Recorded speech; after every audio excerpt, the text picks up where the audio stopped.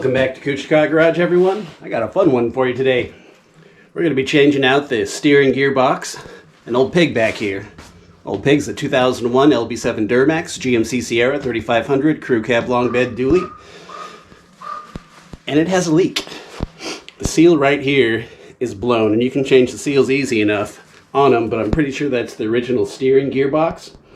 And this new one made by Cardone is machined to have a little tighter tolerance and is not supposed to leak quite as easy as the original one. So I figured I'd throw this in there, and next time it goes out, I'll probably be the one to rebuild it. So it should be pretty easy to install here. We got two power steering lines right here that we have to disconnect. We have one, I believe, 15 millimeter bolt holding on that steering shaft. And then 3 bolts right here. I'm not sure what size those are, maybe 17 or 18s. We'll find out when we get in there. But it should be pretty straightforward. So let's get into this.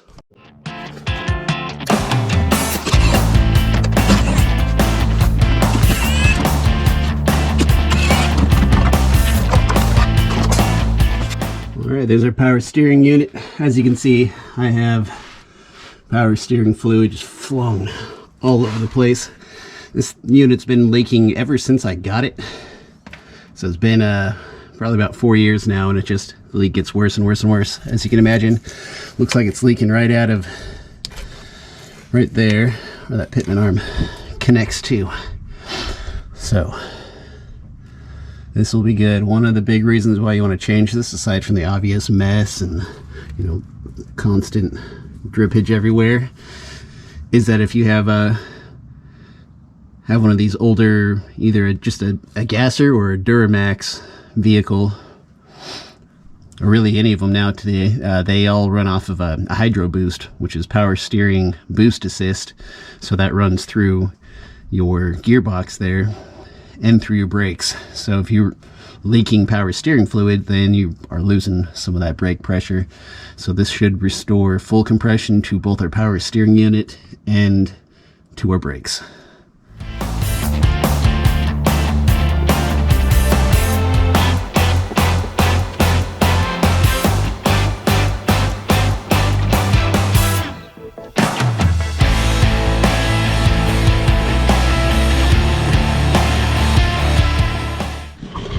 Alright, so in order to take off the power steering lines, it looks like it'll be easiest to access it from here, because you can see the lines right there. However, there's not a whole lot of room to get in there.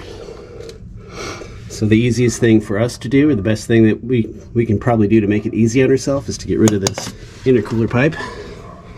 And that'll free up some room for us to get our hands in there. So I'm going to go ahead and do that real quick.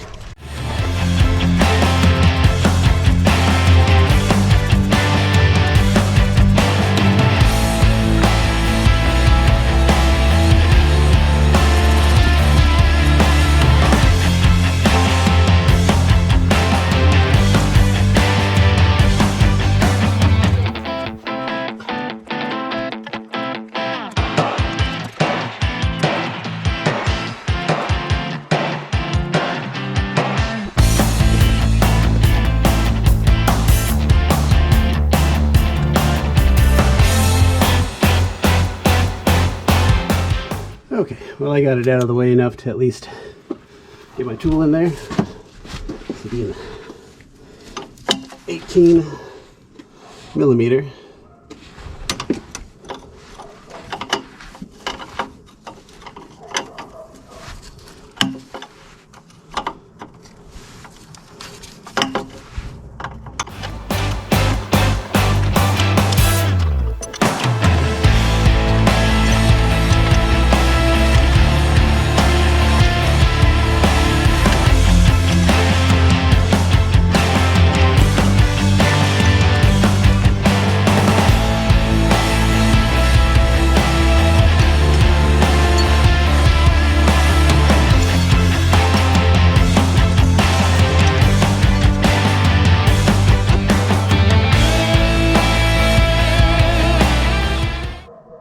Okay, next we gotta disconnect this Pitman arm I think I'm going to disconnect it.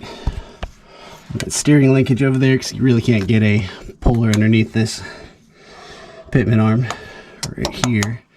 And this Pitman arm is still fairly new. I guess it's a couple of years old, but it's still fairly new and pretty alright, so I'm going to go ahead and reuse it. And to get this guy off, we'll need to pull that cotter pin. We're going to back off that castle nut just a little bit, and then I got a puller here.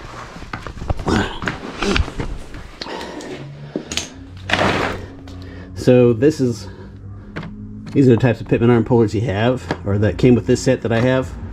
It looks like this one is probably going to be the best, because these don't really fit around where I need them to. And then of course that's really tiny. But I think I can make this one work. We'll see though. Okay guys, I gotta apologize. I took a picture instead of pressing record, so I didn't film the removing procedure, but I'll just walk you through it real quick. Here. So there's a castle nut holding on. It's this castle nut, which is mounting your Pitman arm to your steering linkage. And you got a cotter pin in there. You just pull that cotter pin out. You back this out a few threads. This is a 21 millimeter. And then I use my puller set here to just gently pry that out. It came out really easy, I think, because everything under there has been drenched with power steering fluid for quite a few years now, so nothing is really stuck on there right now, which is making this go a lot more smooth than I thought. But let me just show you here. Okay, so this tool goes right up in like that. Hope you can see that. I can't really get you a good angle. And it just pushes that Pitman arm right out of there. Pretty easy.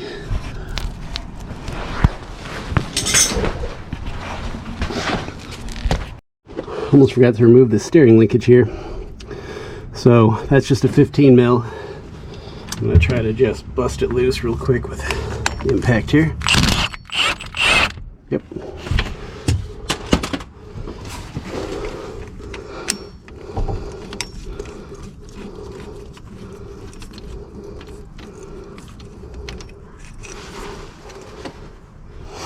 And this should just slide loose. Okay, now we should be able to pull that whole thing out. Okay, last thing we got to do is remove these mounting bolts. These are all 21 millimeter, and once that has been removed, that whole unit should just pull right out. Put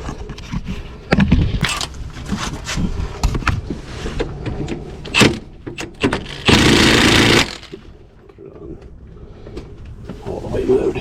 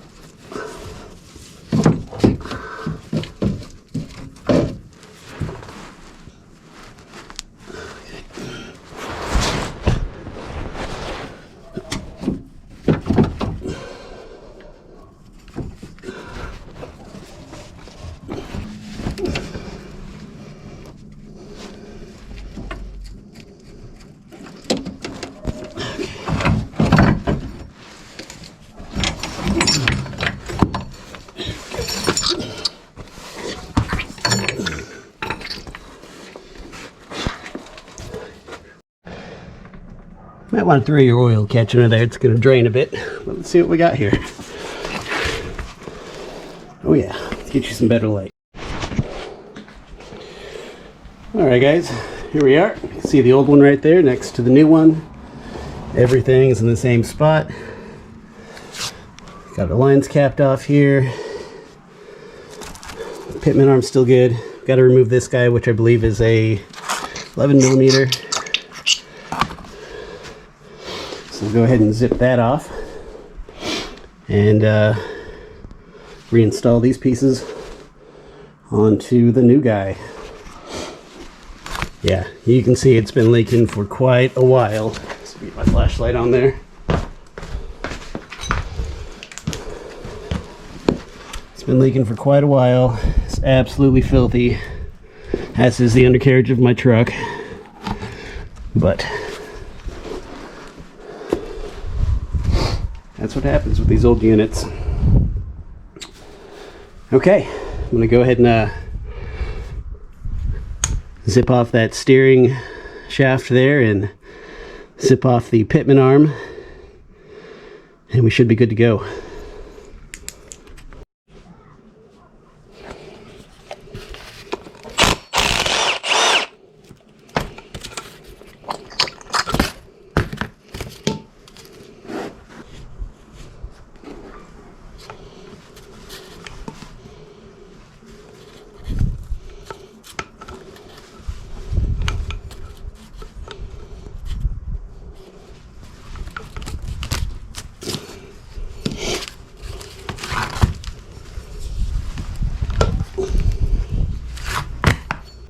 I'm going to give this a little tickle of anise because now that we are putting in a unit that's not leaking, I want this thing resting in place.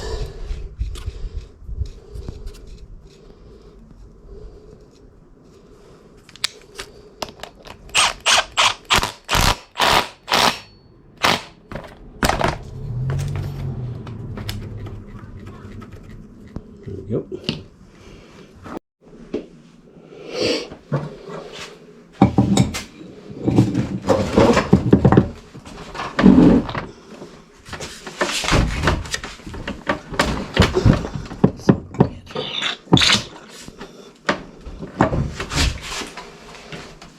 Okay, when this was put on, I'm guessing it was put on with an impact because it is like way too tight and I'm having a difficult time getting it off. So what I'm going to do is I'm going to give it a little bit of heat.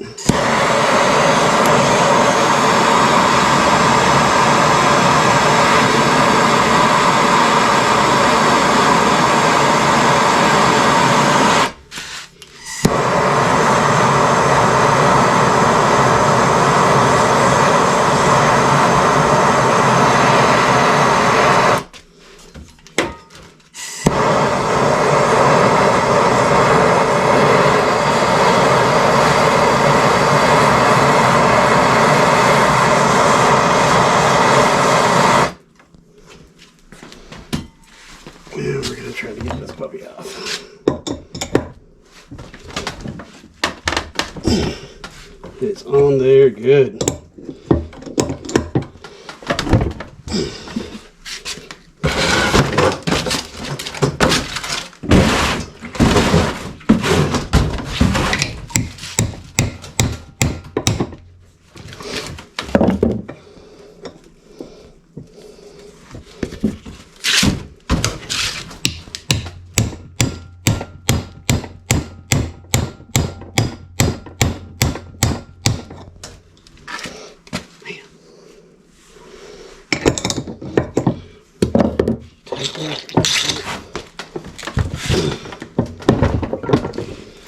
Not have a brake bar big enough. Let's see what I can do here. Okay. Well, since that wasn't working, I went and grabbed a 1 5/16 impact socket. I'm going to try to zip this out. Bam, just like that. I want to reuse this. Oh yeah. Okay, this is the Pitman Arm Puller from my kit. I'll put a link in the description for this. I picked it up at on Amazon for a pretty decent price. 17 mil. Turn down the impact a little bit so I don't break anything. Turn up a little bit.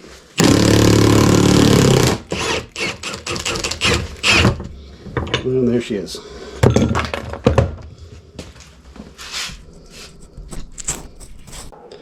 Now we're ready to put back on the Pitman arm. And this is splined. I don't know if you can see that here. This is a 3 spline. This will be a 3 spline as well. I guess they make 3 and 4 splines, but I got a 3 spline. And the new one, the new replacement one I bought is also a 3 spline. And so you got notches dug out so it only really fits on one way. And it looks like that's going to be pretty much exactly the same orientation as when I took it off. So that's good. I'm going to do something here though. Clean up these threads real quick.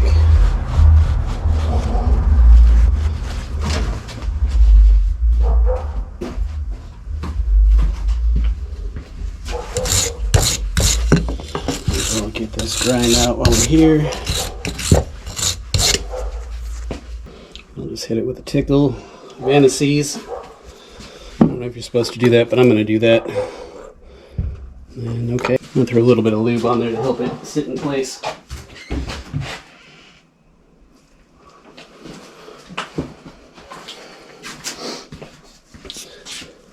I have some assembly lube here. Just do one of these.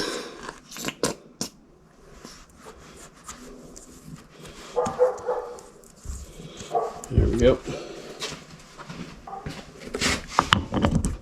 Put that on.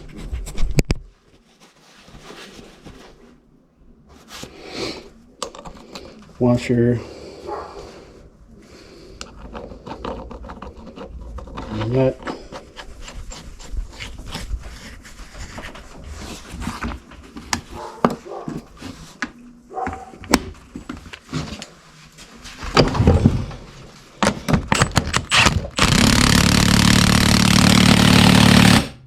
Then we just drive it back on.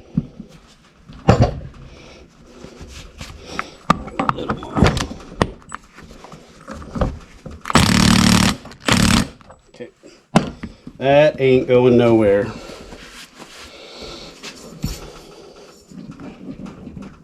Okay. Alright, we're about ready for installation, so I'm going to go ahead and take out these plastic plugs here. That's where the power steering lines plug into. There is one.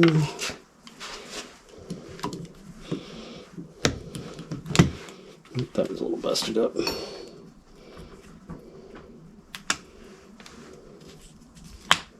Okay.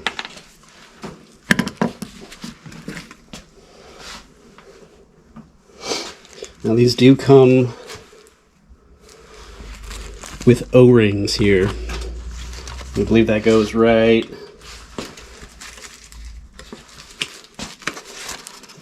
in where the power steering lines plug into, and it says, let's see, the enclosed new rubber O-rings must be used to replace the old O-rings on the pressure fitting or unit will leak. Be sure to clean this and replace the O-rings. So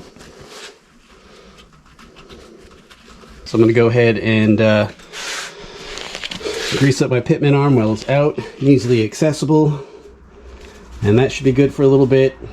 Then we'll start reinstalling. Fill up some grease here. Perfect. Alright, just wanted to show you where those O-rings go. They're right on the ends of those lines.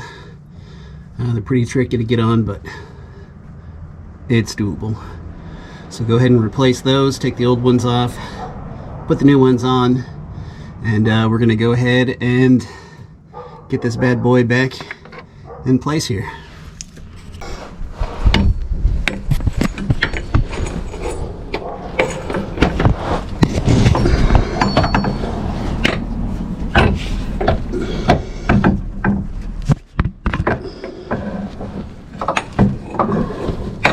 got it wrestled into place, nothing's bolted on yet. I'm going to go ahead and get the steering linkage hooked up first. This way it orientates everything, holds things in place, and this bar won't flop around at all.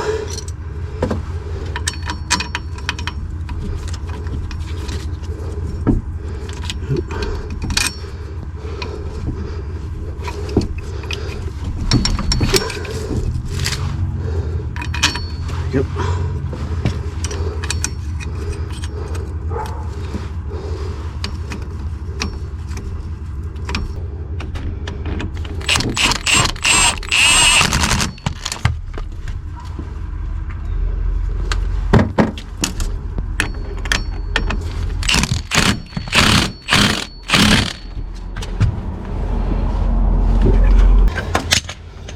Now under here we are more or less lined up where we need to be. I'm going to go ahead and drop the Pitman arm in place and probably tighten up the castle nut a couple of threads so that's being held in location, and then I should be able to, well, I don't know, I might see if I can just lift this up and get a couple bolts in and let that slide into place in the steering linkage. So it's almost there, it looks like. And just double check my lines up there, make sure I can get those into place, and then we'll be ready to bleed the air out of the system. Alright, pretty tight fit, not sure how much I'm going to show you, but I'm going to try to get things finagled in place, and I'll check back in with you. Okay, we got her in there, boys. So here's the procedure. And I still gotta get my intercooler pipe hooked back up. But as you see, I didn't actually take that thing out. I just kind of lifted it up, got it out of the way, wedged it in there. Wedged it out of the way so I get the lines hooked up. But when you install that thing, when you install your steering box, go ahead and hook up your steering column, because that's going to hold everything in place, and it's going to ensure that you don't jam your steering column up somewhere. And then go underneath and set your Pitman arm in the steering linkage, and go ahead and tighten that castle nut on a couple threads so that's locked in place. And then you can get your mounting bolts in place and then drive those home so it's all nice and secure, and those power steering lines that plug into your box should just zip right in at that point. It's not super difficult, not super easy, but you know, it's doable. It's doable. Okay, I'm going to go ahead and put back on the intercooler pipe here, and then I'm going to lift the truck up so we can start bleeding all the air out of the power steering system before we turn the truck on.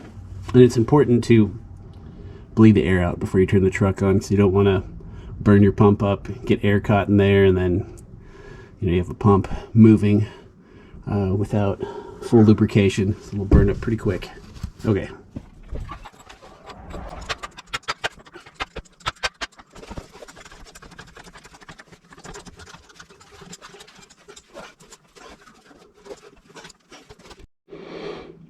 Okay, got her all jacked up. So all I want to do here, pull her power steering cap, and I'm going to turn the wheels back and forth to get the pump and everything engaged and try to work out all of those air bubbles. And I'm not going to turn the truck on just yet. I'm going to work the air bubbles out, and then I'm going to fill up the power steering.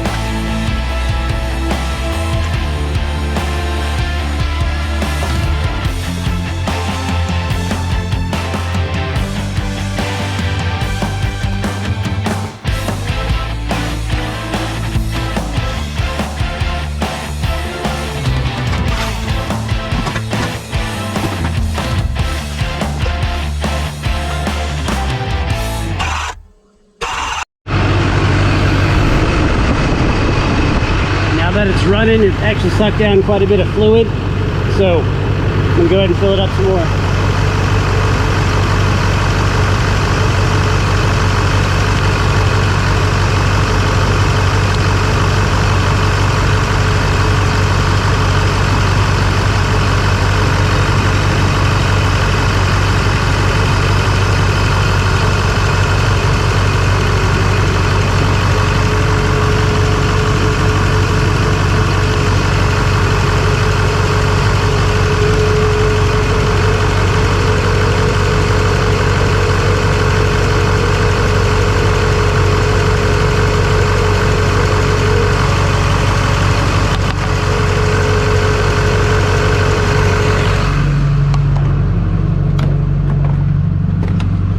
And move the wheel a couple of times. Actually moves a lot stronger. Wow.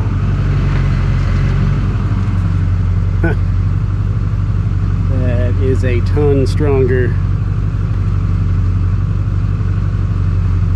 Nice.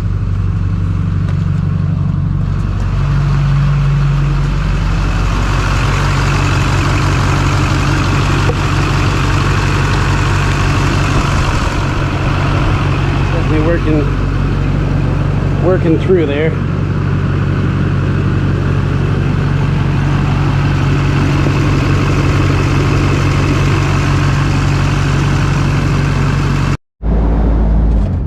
Alright guys, I'll let the truck warm up and finish burping itself.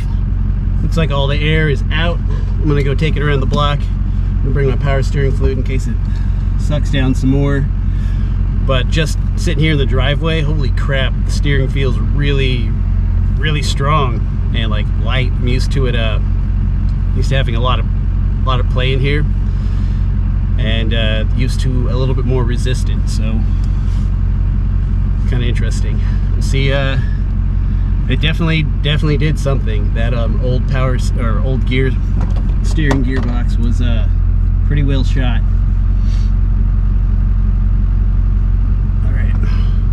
So far nothing's leaking. I'm gonna go ahead and just take it around the block.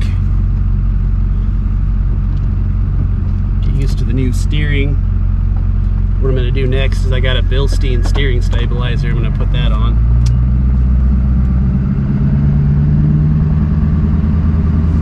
Just take a turn right here.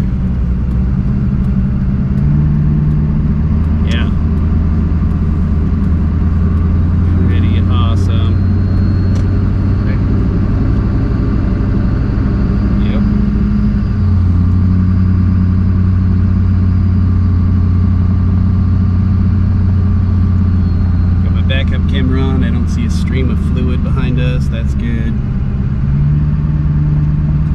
Seems like I have it pretty well balanced for where it should be. I get even left and right turns.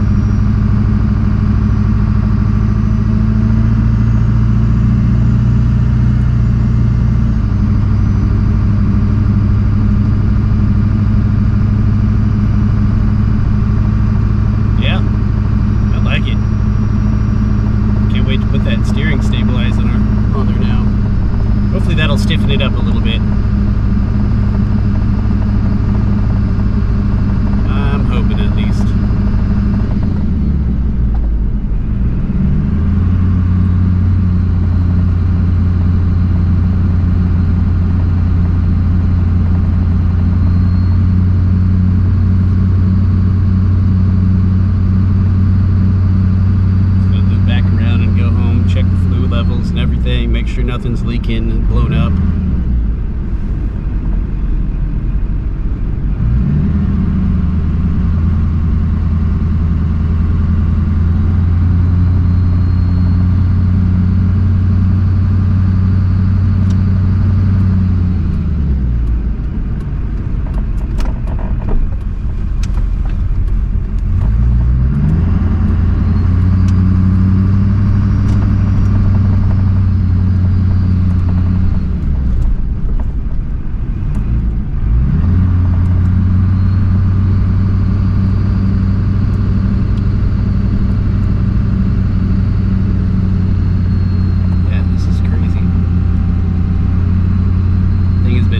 Shot the whole 4 years that I've owned the truck. I didn't realize how bad it was, really.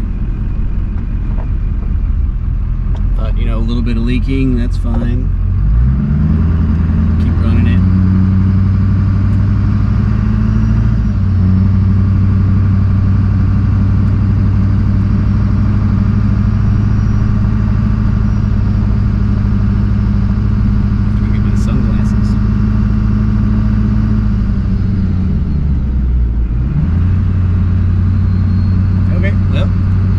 So far so good. I'm gonna go head back to my place, check the levels, get my sunglasses, and then we'll take it out for a little more extensive ride. Alright, so closing thoughts here. I've been cruising it around for a little while now, purged all the air, got all my brake compression and everything up, everything's happy, and my first impressions are wow, I got full brakes. So if you're unaware, if you own this older, like an older diesel, or even the 2000 LQ4s, I think, I'm not sure if the 5.3s, but I know the 6.0 LS engines also have the hydro boost instead of a vacuum. And if you have a leak and you're leaking power steering fluid, there's one thing hydraulic systems do not like, and that's to have an air leak, to have fluid leaking out, to not have full compression. They love to have that compression for everything to work the way it should. And so now that it is, and I'm not constantly losing that pressure and constantly losing that fluid, my brake power is restored. It's the first time since I've owned this truck that I've had full brakes, and that is absolutely astounding. I can stop now without pumping my brakes, and it feels pretty good.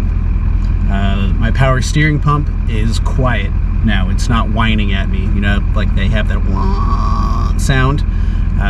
It was just always being overworked. It was always having air introduced into it. It was always leaking fluid. It just was not happy. And now that the power steering has full compression, it's super happy. And I got a brand new steering gearbox, so it's nice and strong and tight, and it's working the way it should.